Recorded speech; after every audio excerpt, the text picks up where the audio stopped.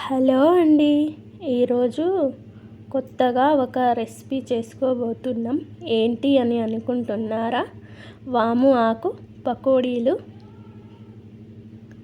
పెద్ద ఉల్లిపాయను తీసుకొని సన్నగా తరిగి, సాల్ట్, కారం, పసుపు, జీలకర్ర, తరిగిన కొత్తిమీర మనం బాగా కలపాలి. సాల్ట్ వేసాం కాబట్టి అందులోంచి వాటర్ వస్తుంది.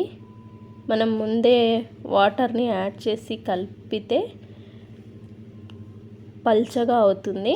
అందుకనేసి మనం ముందే వాటర్ వేయకుండా కలుపుకోవాలి. శనగ పిండిని జల్లించి వేసుకొని వాము ఆకులు వేసి కలపాలి.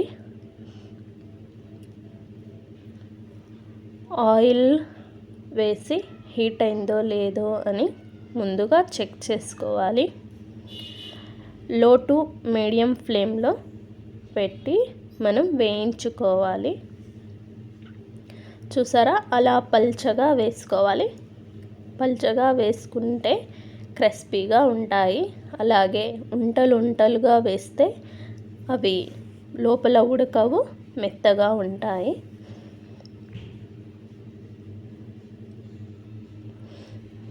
అలా కొద్దిసేపు ఉంచిన తర్వాత మనం టర్న్ చేసుకోవాలి. అలా ఎర్రగా అలాగే గోల్డెన్ కలర్ వచ్చేంత వరకు కాలనివ్వాలి. చూడండి ఎంత క్రిస్పీగా ఉన్నాయో.